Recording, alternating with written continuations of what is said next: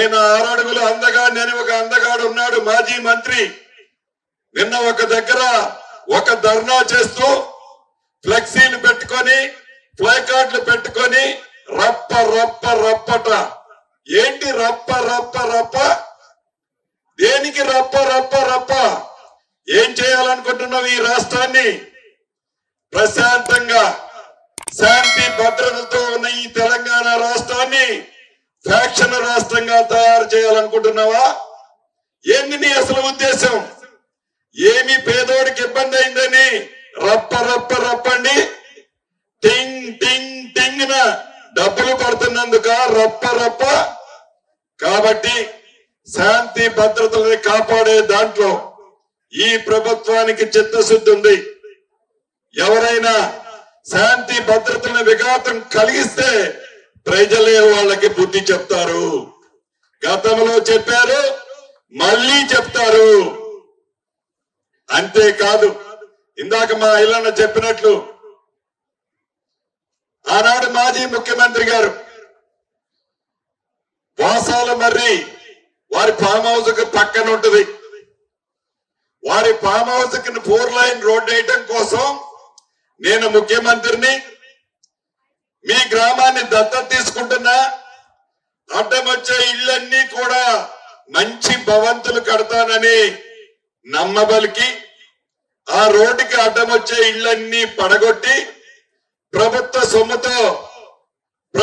సొమ్ముతో మంచిగా ఆ ఊరు ఒక రోజు వెళ్ళి ఆగమ్మని పక్కన కూర్చోబెట్టుకొని భోజనం పెట్టి, ఆగమ్మవా నువ్వు ఇప్పటిదాకా ఆగమాగమయ్యావు, నా ప్రభుత్వంలో ఈ ఊరే కాదు ఈ రాష్ట్రాన్ని మంచిగా బాగు చేస్తామని చెప్పాడు ఆనాటి ముఖ్యమంత్రి. గౌరవ ముఖ్యమంత్రి గారు రేవంత్ రెడ్డి గారు మొన్న ప్రాంతానికి పర్యటించినప్పుడు స్థానిక శాసనసభ్యుల అభ్యర్థన మేరకు ఆనాటి ముఖ్యమంత్రి మాటిచ్చి తప్పాడు. ఆ ప్రజలందరూ రోడ్డు మీద రామచంద్ర అనుకుంటూ ఇబ్బంది పడుతున్నారు. అక్కడ మనం ఇల్లు ఇవ్వాలని గౌరవ శాసనసభ్యులు అడగడంతోనే ముఖ్యమంత్రి గారు నన్ను వెళ్ళి పరిశీలించి అక్కడ ఉన్న ప్రజలకు న్యాయం చేయమని చెప్పారు. నేను పార్లమెంటు సభ్యులు, ఎమ్మెల్యే గారు, గౌరవ కలెక్టర్ గారు, మిగతా అందరం వెళ్ళాం.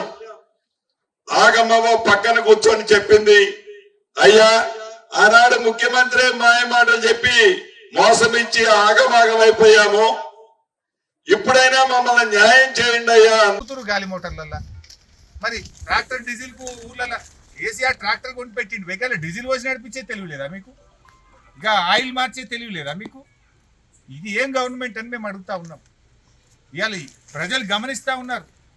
పల్లెలన్నీ ఆగమైపోయిన పరిస్థితి ఉంది. ఏ పథకం కూడా కొనెళ్తలేదు. గ్యాస్ సిలిండర్ పైసలు పడక 3 నెలలు అయిపోయాయి. అన్నీ ఆగమాగం, అంతా సగం సగం. మార్పు మార్పు అన్నారు. ఏం మార్పు? కేసీఆర్ ఆనవాళ్ళు లేకుండా చేస్తా అంటాడు. ఏం ఆనవాళ్ళు లేకుండా చేస్తావు? ట్రాక్టర్ మూలక పెడతావా? కేసీఆర్ ఉన్నప్పుడు రోజు ఇంటింటికి ట్రాక్టర్ వచ్చి చెత్త ఎత్తుకపోవు. ఇవాళ కేసీఆర్ ఆనవాళ్ళు లేకుండా చేస్తా అని ట్రాక్టర్ని తెచ్చినావు, మూలకు పెట్టినావు. ఇదేనా ఆనవాళ్ళు లేకుండా చేస్తా అంటే? కేసీఆర్ కంటే మంచిగా చేయాలి కానీ కేసీఆర్ చేసిన పనిని పక్కకు పెడితే ఆనవాళ్ళే. బుగ్గలేసే తెలివి లేదా? ట్రాక్టర్ నడిపే తెలివి లేదా? ఇక ఆనవాళ్ళు లేకుండా చేస్తా, కేసీఆర్ని మర్పిస్తా అంటే ఏం మర్పిస్తావు బిడ్డ? ట్రాక్టర్ పక్కకు పెట్టుడు, బుగ్గలేకపోడు, కేసీఆర్ మర్పించుడా? ఇదా నువ్వు చేసే పని?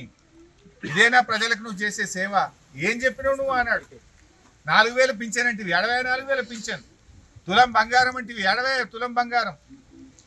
మహాలక్ష్మి అక్కజల్లలకు నెలకు 2500 వేస్తాను, ఎడవైంది నీ 2500. పాపం సఫాయి కార్మికులు పొద్దున్న దాకా పనిచేస్తారు, గాల జీతం కూడా పడకని పరిస్థితి ఏర్పడేది నీకు. కాంట్రాక్టర్లకు మాత్రం 10%, 20% కమిషన్లు తీసుకొని బిల్లులు అయితే ఇస్తారు. ఈ సఫాయి కార్మికులు కమిషన్ ఇస్తలేనట్టున్నారు, పాపంలో జీతం పట్టలేనట్టున్నారు. వాళ్ళకు ఉండే జీతమే తక్కువనే. ఇప్పటికైనా కళ్ళు తెరువు. రాష్ట్ర వ్యాప్తంగా గ్రామ పంచాయతీలకు నిధులు విడుదల చేయండి. అప్పు లేని పంచాయతీ సెక్రటరీ లేరు. ఇలా పాపం అమ్మాయి ఎంత 80,000 అన్నది ఇంతకుముందు. తెలంగాణలో ఏ ఊరికన్నా 50,000 నుంచి 2 లక్షల రూపాయలు అప్పుల పాలైంది సెక్రటరీలు. బంగారం కుదబెట్టి అప్పు తెచ్చారు, 3 రూపాయల మిత్తికి తెచ్చి నడిపించారు. ఇప్పుడు సర్పంచులు లేక జనమంతా సెక్రటరీలను తిడుతున్నారు. వాళ్ళకే ముంగడ కనబడతారు, ఎదురుగా కనుక ఏమైనా ట్రాక్టర్ నడతలేదని సెక్రటరీలను తింటే ఇజ్జత్కో గౌరవానికో ఇగరాకపోతాయా అని పెట్టి ఇప్పుడు వాళ్ళు చేతులు ఎత్తిరు. ఇక మాకు శాతం అయితే లేదంటే తాలబ్షేలు వాపసు ఇచ్చే కాడికి వచ్చింది. అప్పు లేని పంచాయతీ సెక్రటరీ తెలంగాణలో లేడు. మాజీ సర్పంచ్ల బిల్లులు ఈ రోజు వరకు విడుదల కాలేదు. పాపం దిగిపోయి ఏడాది అర్థమైనా మాజీ సర్పంచ్లకు పెండింగ్ బిల్లులు ఇస్తలేవు. పంచాయత్ సెక్రటరీల పెండింగ్ బిల్లులు పడతలేవు. మన ఊరు మనబడి స్కూళ్ళు కట్టి ఇవాళ మొత్తం ఆగమైపోయి స్కూళ్ళకు తాళాలు వేస్తున్నారు కాంట్రాక్టర్లు వచ్చి. ఇవాళ ఎస్సీ ఎస్టీ గురుకుల పాఠశాలలు మైనార్టీ గురుకుల పాఠశాలలకు కిరాయిలు రాలేదని ఓనర్లు వచ్చి తాళాలు వేసే పరిస్థితి వచ్చింది. ఇదా నువ్వు మా తెచ్చే మార్పు అంటే ఇదే దాన్ని మేము అడుగుతా ఉన్నాం. ఇవాళ క్యాబినెట్ మీటింగ్ ఉంది 3 గంటలకు అంటున్నారు. వెంటనే క్యాబినెట్ మీటింగ్లో చర్చించండి. వర్షాకాలం ప్రారంభమైంది. డయేరియా అంటురోగాలు వచ్చే ప్రమాదం ఉంది. తక్షణమే గ్రామ పంచాయతీలకు నిధులు విడుదల చేయండి. సర్పంచ్ల పెండింగ్ బిల్లులు క్లియర్ చేయండి. పంచాయత్ సెక్రటరీల అప్పులు క్లియర్ చేయండి. ట్రాక్టర్లలో డీజిల్ పోసి ఇంటింటికి చెత్త సేకరణ కార్యక్రమం చేపట్టండి. వర్షాకాలంలో పారిశుద్ధ్య స్పెషల్ డ్రైవ్ చేపట్టండి. కళ్ళు తెరిచి పాలన మీద దృష్టి పెట్టండి.